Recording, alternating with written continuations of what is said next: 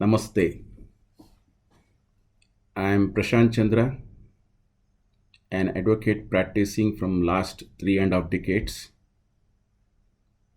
My special interest is in the field of alternative dispute resolution mechanism. I am a mediator. I am also a trainer in law subjects, including in mediation and arbitration.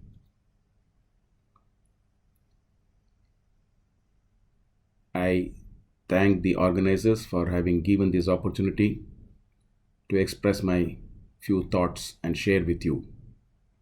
Thank you. Today, in this chapter 3, we will deal with the dispute resolution and how the mediation progresses. What are these different stages of mediation? What are the different stages in mediation which are required to be kept in mind? When I say stages in mediation, there is no hard and fast rule as to how the mediation has to happen. It is only a formal stage which the mediator has to keep in mind, which has been designed very scientifically, keeping in mind the conflict resolution.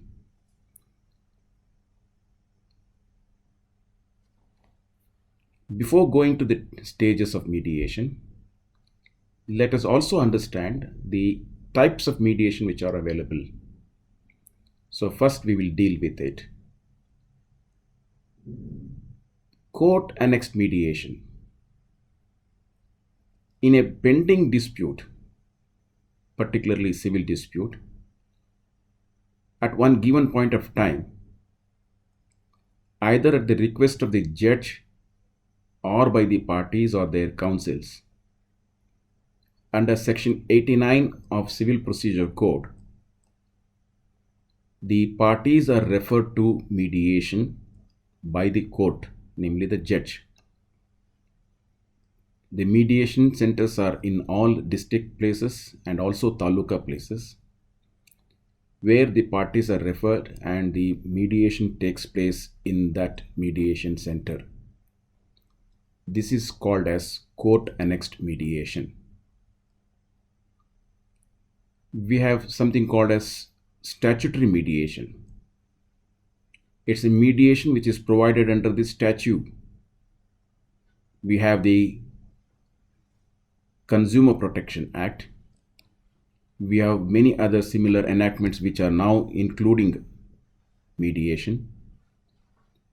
It is that mediation which happens within that procedure. We also have a recently enacted law called as Commercial Courts Act 2015, where the mediation happens exclusively before a district legal services authority. That is to say, it is available in all districts and talukas under the aegis of the respective high court.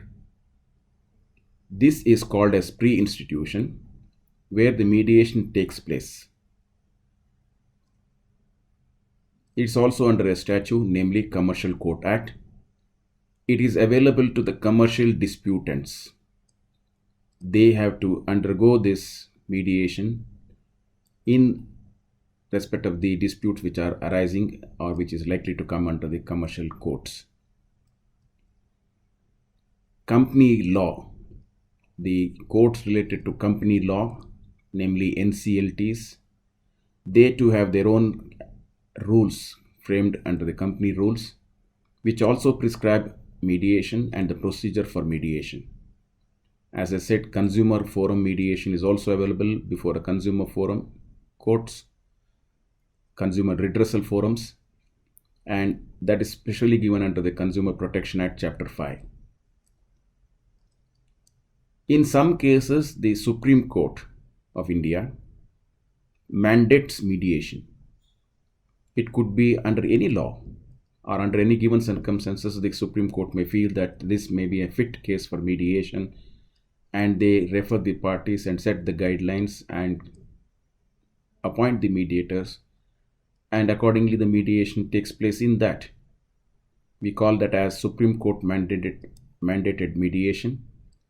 The best example of this is the recent Ayodhya Rama Janmabhoomi judgment, which was referred by the Supreme Court to the 3 designated mediators, and the mediation took place. Similarly, there are many other times when the Supreme Court has referred the matter to mediation suo motu on its own.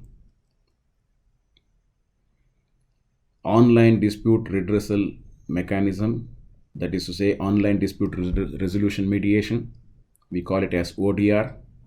This is a new concept, and it is a very new picking concept, I would say. This is purely done by online methods, and this is also gaining a lot of importance, and it is used for many types of disputes. There is something called as private mediation. Please note, this private mediation is different from all others because they are all not private mediation. What is private mediation? Is a mediation between the 2 of the parties before a mediator who is a private mediator. A and B have some dispute, they have serious conflict, and they feel that their matter could be resolved by going through a mediator.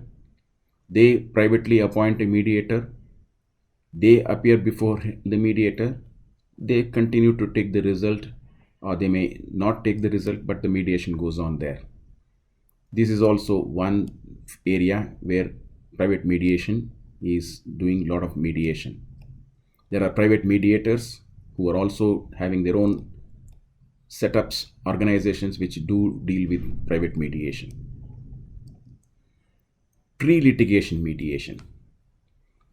Pre-litigation mediation is also a private mediation, but it is done before a litigation is instituted.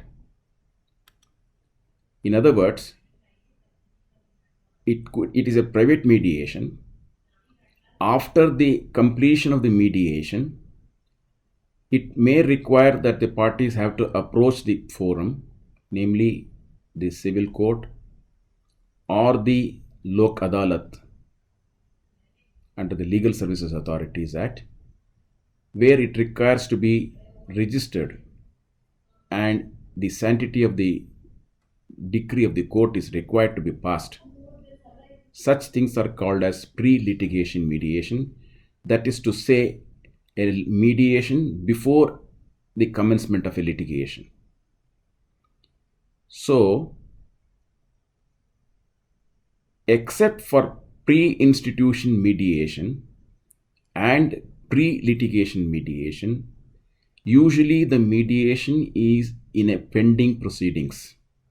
That is to say, there has to be a dispute lodged in an appropriate forum, which at an appropriate stage after both parties appear, refer the dispute to a competent mediation center appointed under the various rules, regulations.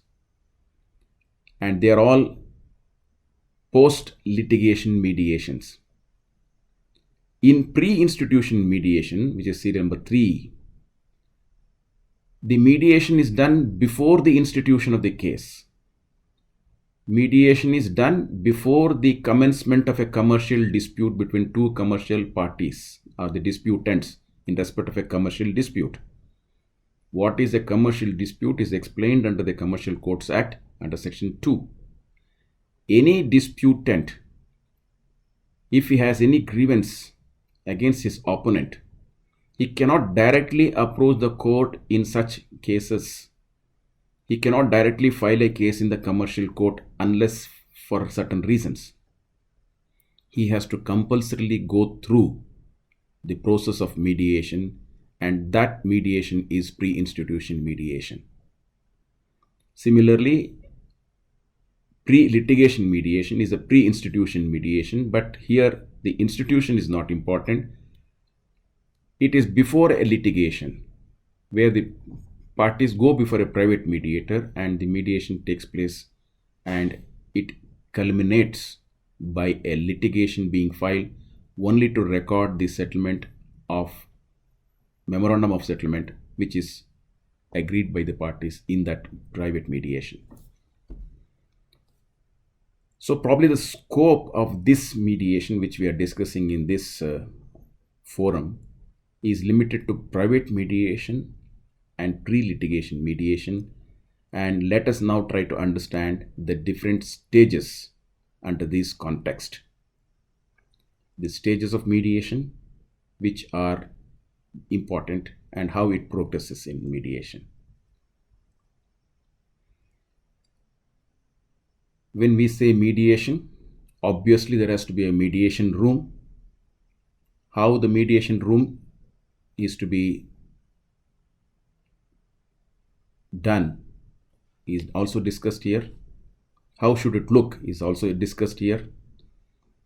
Mediator room contains a table with the number of chairs.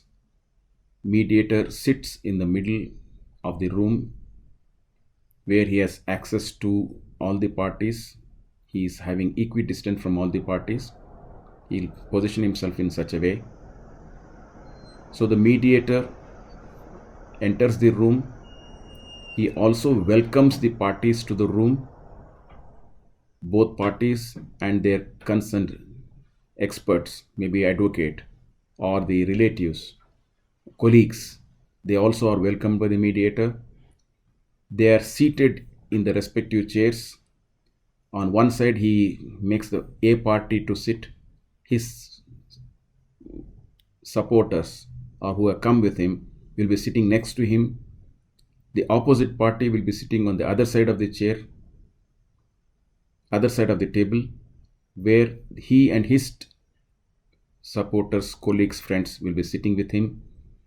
Both the parties are sitting opposite to each other in front of the mediator, and they are equidistant from each other. Then the mediator introduces himself, a short introduction, something similar to what I did it in this session before I commenced the session. And also he gets the introduction of the parties. What are the parties? Their names, their designations, their qualifications, and what is the nature of dispute and why they are here. It is very simple, just to note down and give a formal introduction and also get introduction just to know each other. Then the mediator makes the opening statement. The opening statement is something which has to be done by a mediator to clearly explain the process of mediation, the principles of mediation, the role of the mediator, that is himself, the outcome the parties which can they take in this mediation. All that is explained in the opening statement, and I'm not going into the details of the opening statement because that is separately covered under the other chapter. Once the opening statement is completed, the mediator starts with a joint session, that is to say with both parties, the disputants, giving their explanation, giving their side of the story as to why they are here and what brought them to this mediation table. It is called joint session because both parties will express their statements, make their statements, give their version of this case, and they try to explain as to how and why they are here and what is the nature of dispute or the conflict they have and what is that they expect from this mediation. The mediator or the parties choose among themselves as to who has to start first, and it could be that party A or party B could start, and once the party who has started completes, the mediator makes a restatement of what has been heard by him, what has been understood by him. He confirms that to the party back. Then he goes to the party B and continues with the joint session where he says and defends himself as to why he is here and what made him to come here and what is that he expects from this mediation. And after the completion of the statement by the party B, mediator again gets a restatement, makes the restatement, And once both the statement and restatement of both the parties are complete, the joint session completes. Then the mediator probably chooses to continue the session in the private. What is private session? It's a session where the mediator sits with one of the parties, keeping the other party out of the mediation room.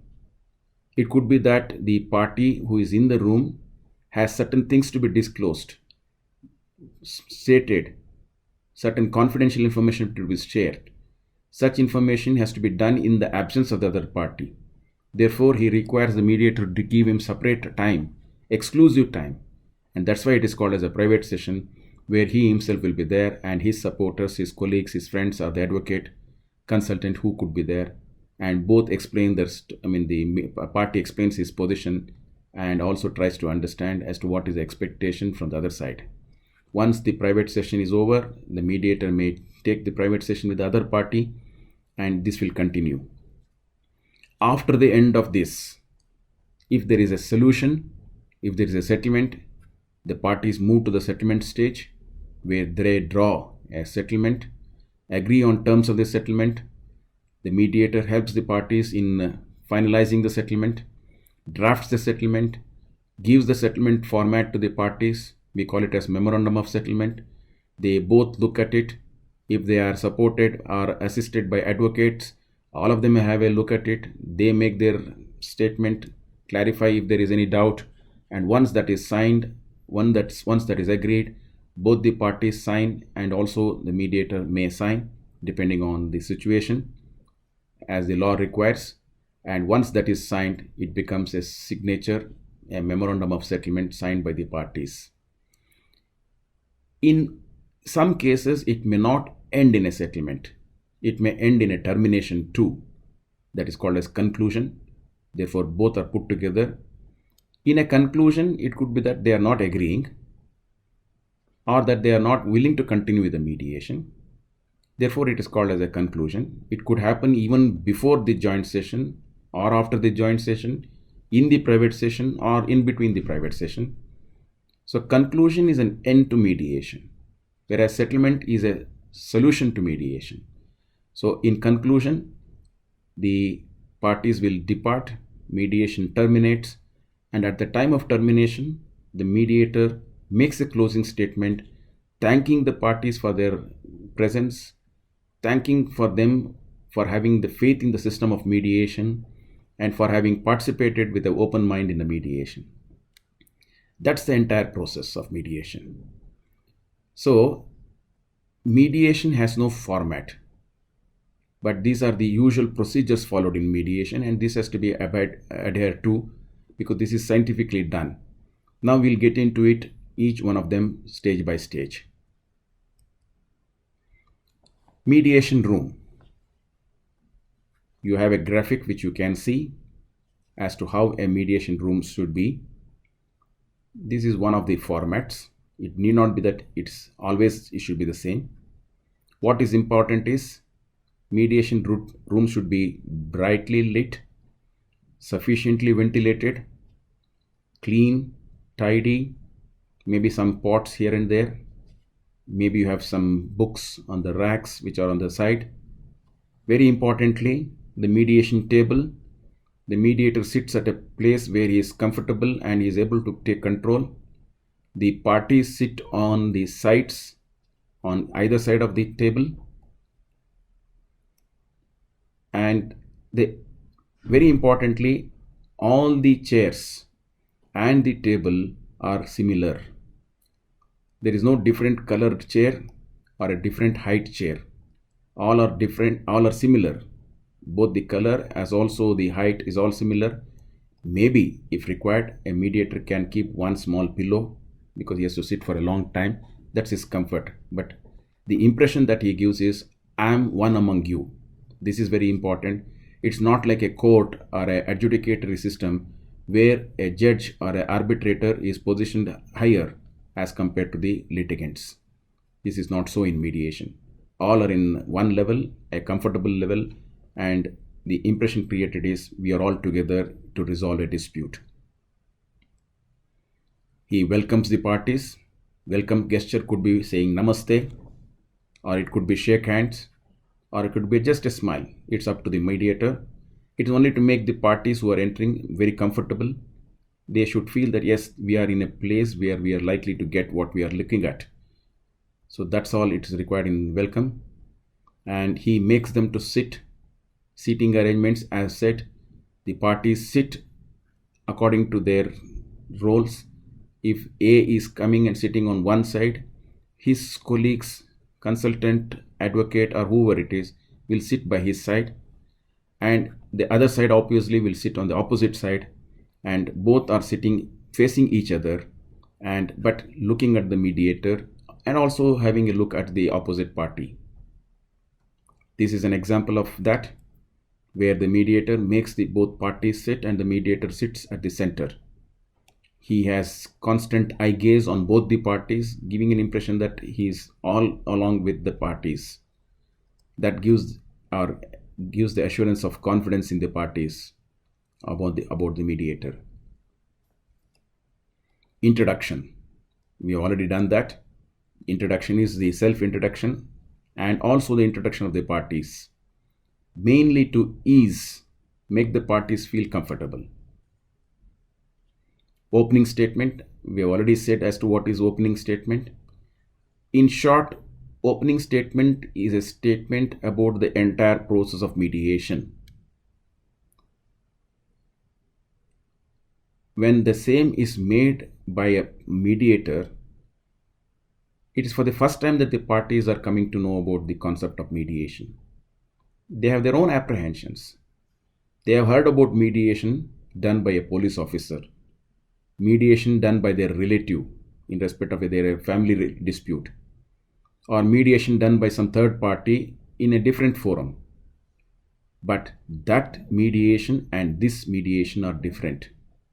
They will not know until the opening statement is made, until the mediation principles are explained, until the role of the mediator is made known to them, until the possibilities of settlement is expressed to them. These are all very important, and therefore opening statement plays a very important role. It's always said in mediation that an effective opening statement is 50% of mediation. And once the parties get to know what they can achieve out of this mediation, they are at ease and they know that they are not under any force or threat, and they have the voluntariness to even walk out of mediation at any stage without there being any attributes attached to it. Joint session. Joint session, I have already explained. Please note the position of the mediator and also the two parties. Both parties should be equidistant from each other. It could be that there are other chairs which are available on the side, but it is preferred that both parties sit in the same chair opposite to each other, so that one of the party does not feel that he is ignored by the mediator. Mediator has to always have a constant gaze but both the parties, and be constantly giving impression of assurance that he is with them all the time. I've already said as to what is restatement. We have a complete explanation on restatement in chapter 5. Again, we'll deal with that at that time. But please remember that restatement is required in mediation. It is to be done by the mediator. Now, what is the purpose of joint session? The purpose of joint trust session, firstly, is to make the parties aware of the concept of mediation, understand the role and responsibility of each one of them, namely the mediator, the two parties, and if they are assisted by their professionals like advocates or consultants, their respective roles. Then get the required information from the parties. Please note, parties may be knowing as to what exactly is the area of difference between them and what exactly is the conflict between the two of them. But for a mediator, it is new. For the first time that he is having an opportunity to know from none other than the party himself. So the party who will be sitting next to the mediator will be making the statement. In the process of that statement, he elicits the information required to be told from his side. And that information is gained by the mediator, and he makes mental note or written note to the extent, and that information is there in the knowledge of the mediator for the first time. The mediator, in every process or every part of the process, mediator will be trying to establish confidentiality, neutrality, and also he will be assessing the position of the parties. What is position? We will explain a little later. Thereby, the mediator gets to know the scope of the dispute, the exact difference between the two parties, the exact conflict between the two parties. So, joint session, the purpose would be served when the parties are made free, and they are made free to talk, express freely their reasons and as to why they have come before the mediation, and in the process both parties express their true emotions, ventilating their emotions as to what is that they have come here for, and what is that they made, what has made them to come here for, and accordingly both parties will be participating with an open mind and expecting the mediator to take the process on. So the purpose of joint session is achieved by this.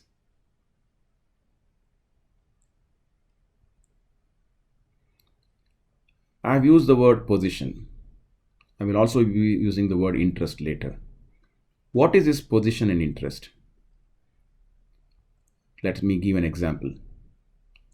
A wants rupees 90,000 per month salary at least.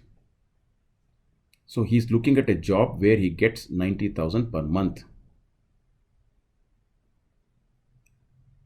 Why he wants 90,000 is, if he gets that money, he can buy a car on loan, get a rented accommodation in a decent close by area, save for his marriage, send money to his parents, aged parents who are at village, also join for some hobby or dance class where he can also learn at free time, and he can also further save for his future sweet home.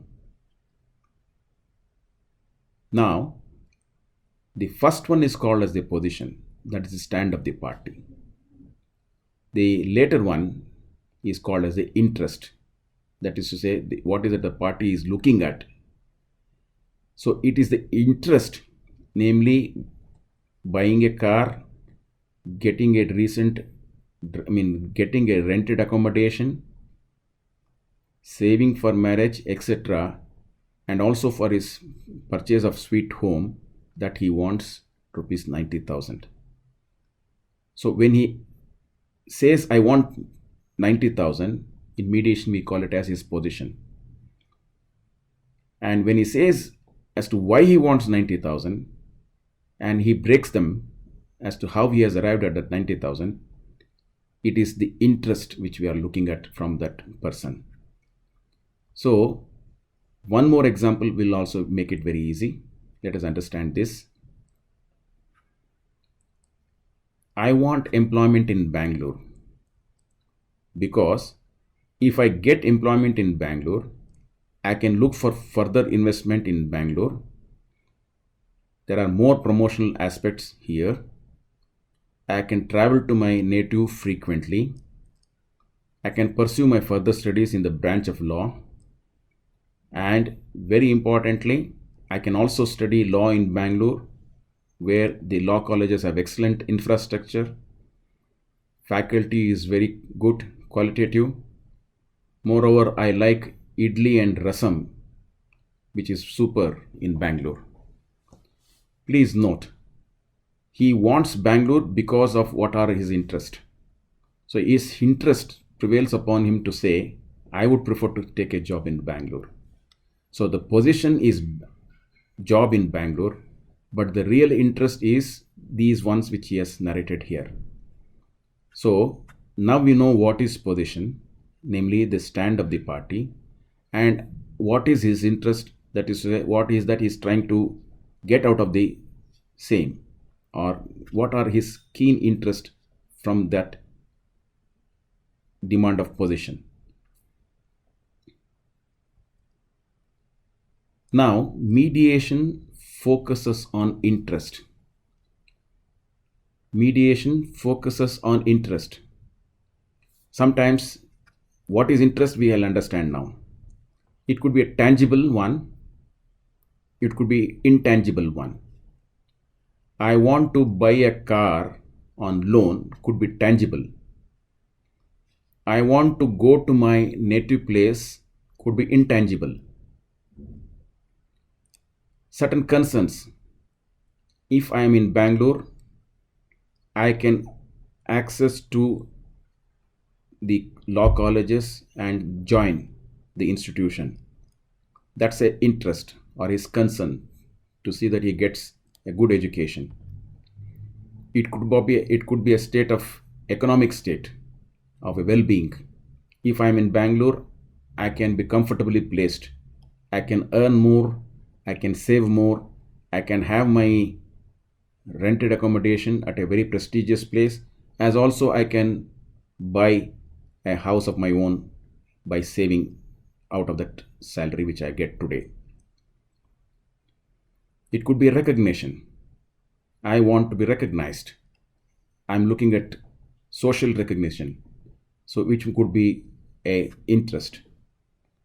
Private session is a session between the mediator and the one of the party. The other party is requested to stay out, away from this mediation room, or he is asked to come on some other day. But he knows that there is a session going on between his opponent and the mediator. See here, both the parties were in the joint session, they are now in a private session. Exclusive private sessions. It could be that in a private session, sometimes one of the interested party may also join along with one of the parties. Here we have seen that one of the party has brought a third party, namely his friend, along with him for the private session. That friend was not a party to the joint session. He is only a party to the private session along with the mediator. And it could be that, that third party could be of some use to the party, therefore he brings him. Mediator entertains that. They are also discussing separately within themselves. Mediator sometimes says, okay, you continue to discuss, I'll come back a little later. So he has vacated the chair and gone out now, and you join again. It gives them ample time to understand and also negotiate, so that they have clear mandate to the mediator.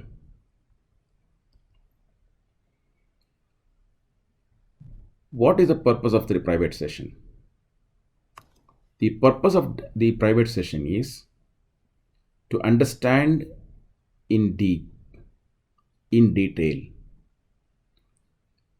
understand to see whether there is any confidentiality issues involved, any secret information to be shared, a secret information which the party did not want to share in the joint session. It could be a confession, it could be a concession, it could be an offer, it could be a proposal which he did not want to disclose in the presence of the other party in the joint session. It could be to understand the perspective of the party. As I said, interest or some concern which he has in that conflict. The objective of the private session is to shift the party from the position to interest. We have said as to what is position and interest. In the joint session, usually the parties disclose their position. They do not disclose their interest. In the private session, the mediator moves the party from position to interest, shifts him from position to interest. You said that you want 90,000. Why is that you want 90,000? Then he comes to his interest to say, I need 90,000 for this reason. In the other illustration, we saw he wants a job in Bangalore, but he has not narrated in the joint session as to why he wants it in Bangalore. Maybe he wants to keep it away from the information of this other party in the joint session. Therefore, he has chosen to say privately, confidentially to the mediator in the private session. So he is declaring, or he is stating as to what are his interests. The private session also helps the parties move from past to future, past to present. That is to say, usually what is expressed in the joint session is what is the reason why they have come before the mediator. Or if the matter is from a court, as to what made them to go to the court. What made the party to approach the court. That is disclosed. The stand of the parties is explained in the joint session. Now, obviously, the joint session, through the stand, they are expressing what has already happened, what is already a past. Mediation has to deal with future. Mediation has to deal with present. It cannot dwell with past. Therefore, mediator moves the party to private session, and through the private session, he moves from past to present, past to future, from dispute to conflict. Sometimes what is in the court, what is expressed in joint session is a dispute, but there could be a serious conflict which is there, which is not expressed earlier, which may be a cause for the dispute. What is dispute and conflict is already explained in chapter earlier, and therefore it moves the dispute to conflict. The private session also helps the mediator to diagnose as to what exactly is the cause between the two of them. What is the reason for resentment between the two of them? As I said earlier, it moves them from blame. It moves from the stage of blame to understanding, negative to positive, feelings, that is to say, complaints to feelings. It also helps including the third parties, where the third party sometimes could be useful to the mediator in assisting the mediator to find solution. So the third parties, sometimes both the parties have faith in the third party, maybe their close relative or their boss in the office or somebody whom both parties trust. So by involving the said third party, sometimes the parties get to know. By involving the third party, it helps the mediator to know what exactly is the area of difference between the two of them, and it helps the mediator to take the third party into confidence and move the mediation forward. So what is the difference between joint session and private session? Why can't we do everything in joint session? Why not we start the whole process by having a private session? Here is the difference. In the joint session, it is the position which is expressed. In the private session, it is the interest which is explained. So mediation helps by shifting the gears from joint to private by moving from position to interest. Private session helps the parties in focusing more clearly on the issues, prioritizing the interest of the parties, work out the various options which are before the parties, find creative solutions, ideas for a solution, also to understand if there is any hidden agenda or interest of the parties. Private session is a session to solve the problem, heal the wound. In this session, mediator gets to know the party better and he involves himself very deeply with the parties, and the parties start expressing in faith freely in the presence of the mediator, and it helps them to come out of their feelings and come towards a solution. It also helps in building confidentiality, disclosing confidential information, as also putting proposals, confidential proposals, offers, various offers, which can be put across to the other side in the next private session. As I said, conclusion. Sometimes it need not be that all the mediation end with a settlement. We should be mentally prepared for even the conclusion without the settlement. And therefore, I have said in the beginning, conclusion means without settlement. If it is a settlement, then the settlement terms are different. It is already there, which we have explained earlier. So, mediation is a process controlled by the mediator, where mediator takes the parties into confidence, moves from one stage to other stage, moves from different sessions to sessions. He may have umpteen number of private sessions. He may have umpteen number of joint sessions. It is not that you have to always have only one joint session and only one private session. It could be that you have one joint session, then you break them into private session. You can have any number of private session. It could be that in one private session you are involving the third party. In the other private session, you may not be involving the third party. In one private session, you take 40 minutes.